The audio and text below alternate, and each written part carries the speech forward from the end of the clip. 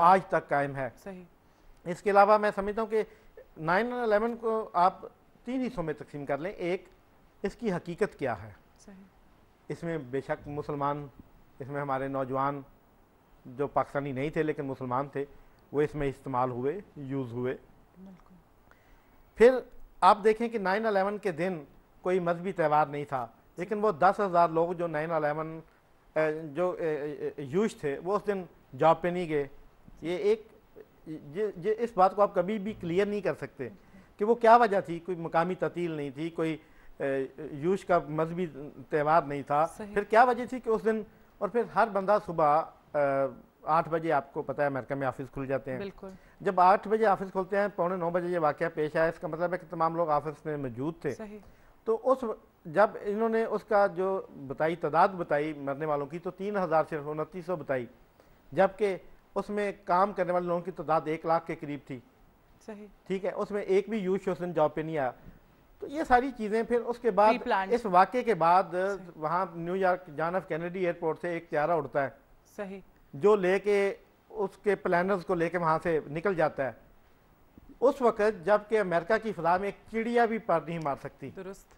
ठीक है, ये सारी चीज़ें जवाब तलब हैं। और फिर ये जब हम आगे देखते हैं, रात के अंधेरे में आधी रात को जनरल साहब का, जनरल कॉलन पाउल का फ़ोन आता है हमारे जनरल साहब को, तो आप लेटल टाई उनको सलूट करते हैं। बिल्कुल। और वो सारा कुछ मान जाते हैं जो हमें, जो देखिए उस जंग में, उस 9/11 के सामने के बाद इजिप्ट ने, जिसके उस वाक़े के अंदर 6 लड़के इजिप्शियन थे, 9 लड़के जो थे वो सऊदी अरेबिया से, यार्डन से तल्लुक़ रखते थे, एक भी पाकिस्तानी नहीं था। यानी उन प्लानर्स में और उस सारे काम में उस जो हुआ, एक भी पाकिस्तानी नहीं हुआ था। हम लोग, वो हमारा हिसाब ये है कि मैं कुछ शेर से आपसे बताता हूँ कि बर्बादी का मेरे क्या पूछते हो दोस्त, थोड़ी सी खाक हवा में उड़ा के देख। हम खुद जो हैं जुमा जुमा जंग नाल हो जाते हैं। हम पाकिस्तान को इन्वॉल्व क्यों किया गया उसमें कि इस वाक़े के बाद पाकिस्तान के न्यूयॉर्क शहर के अंदर 22,000 टैक्सी ड्राइवर जो थे, वो मतलब टैक्सी चलाते हैं, उस वक्त चलाते थे, अब तो कम हो गए। तो उस 22,000 लोगों ने जब एक दूसरे को उस पर मुबारकबादें दी, और मुबारक हो भाई, ये हुआ, अच्छा मारता है, डेग देता है, गिरा देता है, तो हमने कुछ ना करके भी उसमें इन्वॉल्व हो गए। और वो इजिप्ट हमारा बरादर इस्लामी मुल्क, जिसके 6 लोग उसमें से थे, शामिल थे नौजवान, उसने अपना $40 बिलियन का कर्जा जो है अमेरिका से माफ़ करवा लिया। सही। टर्की ने अपना $36 बिलियन का कर्जा माफ़ करवाया। और हमें क्या मिला? 5 साल, 7 साल, 8 साल, जितना अरसा मुशर्रफ साहब रहे, हमें $9 बिलियन की, सिर्फ $9 मिलियन की इमदाद मिली, जिसमें से आधी हमारी जो क़यादत की जेबों में चली गई और आधी जो इमदाद बांटने वालों की जेबों में चली गई। यकीनन बहुत ज़्यादा नुकसान। और हमने, हमारा नुकसान उसमें जो है $50 बिलियन से ज़्यादा का नुकसान। और फिर उन 8 सालों में हमने तरक्की का एक दिन भी नहीं देखा। बहुत नुकसान उठाए हैं। हमारी माशी तरक्की रुक गई। इस मुल्क के अंदर जो आज तालिबान के नाम पे जो एक मतलब एक ऐसा नासूर बन चुका है कि जिस नासूर से अब जान छुड़ाना हमारे बस की बात नहीं रही। हमारी फौजें जो थी, हमारे अजली दुश्मन के साथ बॉर्डर से उठ के, हमारी ये वही फौजें हमारी हमसाय ममालिक जो बरादर इस्लामी ममालिक की इस बॉर्डर के साथ लगा दी गई।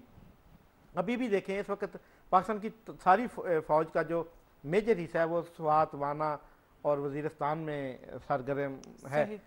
और बेशक वो कामयाबी हासिल कर रहे हैं, लेकिन बात यह है कि हम इस तक पहुँचे क्यों? हम इस तक, इस वाक़े के बाद हमने क्या किया? हमने अपनी आवाम के साथ क्या किया? क्या उस वक्त एक इलेक्टेड डेमोक्रेटिक गवर्नमेंट होती है? आवाम की अगर बात होती है ना, तो आप मुझे एक बात ये बताएं कि जो हमारी 2 बड़ी जमातें हैं, आपको पता है मैं किस तरफ इशारा कर रही हूँ, उनके बीच में आवाम बेचारे पिस गए, सूरत हाल वहाँ भी अच्छी नजर नहीं आ रही। उस पर आप क्या तबसरा करेंगे? कर क्या रही हैं हमारी जमातें? अगर मैं इस वक्त, मैं खुद भी एक सियासी पार्टी की, बिल्कुल मुझे पता है आप न्यूट्रल होकर बात करते हैं, मरकजी कमेटी का मेंबर हूँ, लेकिन मैं इस वक्त न्यूट्रल होकर बात इसलिए करूँगा कि मैं इस वक्त यहाँ पे एक कॉलमिस्ट की हैसियत से बैठा हूँ। बिल्कुल मैं समझता हूँ कि ये आपने जो 2 सियासी पार्टियों का जिक्र किया, मेरी ज़ाती राय में या जो मैं लोगों से सुनता हूँ, मिलता हूँ, मैं अक्सर, मैं आपको बताऊँ कि मैं कभी कभी टैक्सी पे निकल जाता हूँ शहर, मैं टैक्सियाँ चेंज करता हूँ, रिक्शे चेंज करता हूँ, सिर्फ इसलिए कि मुझे ओरिजिनल पब्लिक व्यू का पता चले, क्योंकि मैंने लिखना होता है। मैं उन लोगों की राय को मुकद्दम समझता हूँ जो पूरा दिन लोगों के साथ पब्लिक डीलिंग में करते हैं। ठीक है, अब घर के ड्राइंग रूम में एसी कमरे में बैठ के मैं एक व्यू जो है या पब्लिक व्यू उसको नहीं सही बात है, बता सकता, घुलना मिलना पड़ता है, घुलना मिलना पड़ता है। तो मैं जिस नतीजे पे पहुंचा हूँ वो ये है कि ये दोनों बड़ी सियासी पार्टियां अवाम के साथ नूरा कुश्ती कर रही हैं, और ये कभी एक इशू को उठाती हैं, एक मुखालफत करता है, दूसरा उसकी हिमायत करता है, फिर वो इशू खत्म होता है, फिर गंदम का खत्म होता है, खाद का शुरू होता है, खाद का खत्म होता है, बीज का शुरू होता है, बीज का खत्म होता है, अदवायात का शुरू हो जाता है, अदवायात खत्म होता है, तो mother of all issues load shedding शुरू हो जाती है, वो खत्म होती है, सलाब आ जाता है, सलाब खत्म होता है। कंस्ट्रक्टिव काम करते दिखाई नहीं दे रहे हैं ये लोग, लड़ाई झगड़ों में इतने ज्यादा हो गए, अवाम शदीद नाराज है पार्टी से, वो कहते हैं कि जी बस यही चलता रहता है कि इनकी लड़ाई झगड़े। एक तरफ एक साहब सूट पहन के टाइल गा के एक पार्टी की तरफ से आ जाते हैं, सही बात है, राना सनाउल्लाह साहब, अब वो जनाब आके अपना माल बेचना शुरू हो जाते हैं। दूसरी तरफ कोई ना कोई चुटकुला छोड़ देते हैं। दूसरी तरफ हमारी पार्टी में गवर्नर साहब के कुछ ऐसे नाकबत अंदेश दोस्त हैं उनके, वो भी इस तरह की हरकतें करते हैं। तो इस तरह पंजाब के अंदर स्पेशली मैं समझता हूँ कि ये तो एक पूरी नूरा कुश्ती हो रही है, और वो नवाज शरीफ साहब के मियाँ बरादरान के वो जो एडवाइज़र हैं और गवर्नर साहब के जो एडवाइज़र हैं, ये दोनों मिल के एक ऐसा माहौल क्रिएट करते हैं, ऐसी बातें क्रिएट करते हैं कि अवाम तो उनको समझने से बिल्कुल मैं समझता हूँ कि एक तरफ फ्रस्ट्रेशन है, एक दूसरी बहुत ज़्यादा जो अवाम जो हैं वो बुझे हुए हैं, मायूस हैं, और दूसरी तरफ ये खेल तमाशे जो हैं सियासी, इनकी हरकतों की वजह से मायूसी में दिन ब दिन इजाफा होता जा रहा है। सही। अच्छा, अब आप मुझे एक बात बताएं कि कलअदम तंजीम की जानिब से आपको धमकियां मिली हैं, ये खबर है, इसकी क्या वजूहात है? देखें, मुझे बताया गया कि मुझे खाता आने शुरू हुए, काफ़ी अरसा से फ़ोन आते थे, मेरा जुर्म क्या तहरीर हुआ होता था उनमें कि आप प्रेसिडेंट ऑफ पाकिस्तान आसिफ अली ज़रदारी साहब की हिमायत छोड़ दो, पीपल पार्टी छोड़ दो, पीपल पार्टी के लिए बोलना छोड़ दो, ये आप जो लिखते हो लिखना छोड़ दो। ठीक। तो मैं तो समझता हूँ कि भाई ये सब कुछ छोड़ने की वजह ये क्यों नहीं कहते कि दुनिया छोड़ दो। सही।